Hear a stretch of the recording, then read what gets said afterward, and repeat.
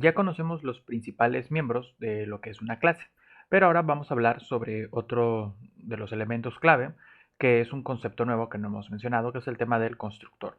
Los constructores a nivel de programación orientada a objetos se conocen bastante bien y se conocen o se distinguen normalmente por tener, digamos, la referencia exacta del momento antes de crear un objeto. Sabemos que estamos definiendo una clase, como la que tenemos en pantalla, para poder después definir un objeto. Bueno, en el justo momento antes de ejecutar la creación de la clase, perdón, del objeto de esta clase, sucede que se ejecuta un constructor. Por defecto, si nosotros lo dejamos así, pues podemos decir que no tenemos un constructor, aunque sí lo tenemos y después explicamos esto. Tenemos, digamos, un constructor por defecto, ¿no? Entonces, siempre se tiene o se necesita en realidad. Bueno, a nivel de varios lenguajes de programación. Pero en este caso nosotros tenemos que definir uno y se define como parte de los métodos. De hecho, por convención se acostumbra a colocar, digamos, el constructor como el primer método. Si tenemos más constructores, pues bueno, serían dos constructores o tres, pero siempre antes de los métodos. Es convención, no es una regla, digamos, que se tiene que cumplir a rajatabla, pero se debería de cumplir. Entonces, y se utiliza el nombre de la clase. Si tu clase se llama persona, como en este caso, nosotros ponemos el nombre persona, haciendo referencia en este caso a que estamos definiendo el constructor. Abrimos paréntesis y abrimos llaves. Esto es definir un constructor vacío. Es decir, tenemos un constructor que no hace nada. No es lo ideal, pero bueno, lo tenemos ahí. Algo que se acostumbra normalmente en los constructores es tener la inicialización, perdón, de las propiedades. Y en ese momento se hace. Entonces, lo que hacemos, por ejemplo, nosotros es aquí poner el constructor y adentro ponemos entonces la referencia. Por ejemplo, ponemos altura igual a 0 y ponemos edad igual a 0.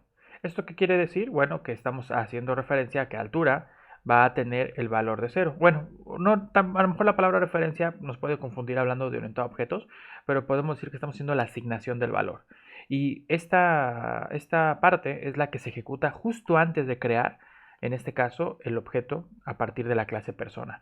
Es por eso que los constructores se ven o se definen, normalmente cuando se tiene, por ejemplo, que explicar esto, como la última posibilidad de nosotros como programadores de asignar valores a las propiedades o de inicializarlas con un valor.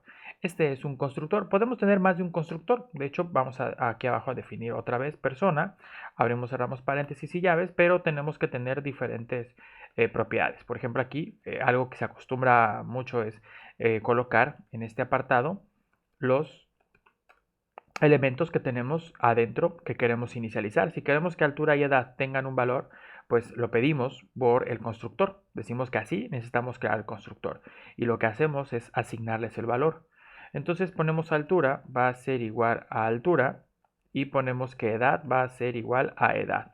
En este momento, bueno, hay un pequeño error o confusión y para evitar esto, así como estamos en este momento, vamos a ver que en algunos ejemplos y en muchos lenguajes de programación, no solamente aquí, se coloca un guión bajo para explicar en principio de qué elemento estamos hablando. Así que aquí vamos a hacer referencia a altura y así el compilador y el lenguaje no se vuelvan locos intentando saber a quién estamos refiriéndonos.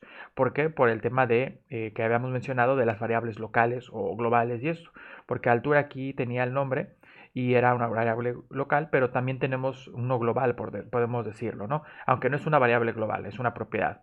En este caso, un miembro, de hecho ya lo dijimos. Pero tenemos uno que es para todos y también teníamos uno específico. Entonces se volvía esto un poco loco al tratar de saber qué es lo que tiene que hacer. En principio nosotros colocamos el guión bajo y te digo, no solamente en este lenguaje, en otros lo vamos a encontrar así. Después hablaremos de cómo solucionar esto, cómo lo podríamos tratar mejor, porque existe una forma de hacerlo mejor. Pero no nos queremos meter por ahora a eso. Entonces, el tema es el constructor. Como vemos, el constructor es nuestra última posibilidad de nosotros asignarle un valor. De hecho, nosotros cuando estaríamos creando nuestro objeto persona, estaríamos solicitando la altura y la edad para colocárselo a sus elementos y así poderlo trabajar desde el principio. ¿Ok? Ya sabemos que independientemente de eso tenemos los métodos estos, que son los que se pueden utilizar, pero en principio no solamente tenemos esos, sino lo que queremos es nosotros trabajar con el constructor, porque en la programación orientada a objetos sabemos que tenemos el constructor y sabemos que tenemos la posibilidad de que cuando mandamos a llamar al objeto para que se cree, en ese momento, bueno, a la clase para que se cree el objeto, nosotros le podemos pedir todavía un último favor, y ese último favor se lo pedimos en el constructor. Le podemos decir normalmente que se asignen ciertos valores para que las propiedades o los miembros, en este caso, tengan ciertos valores que se reciben al momento de crear el objeto.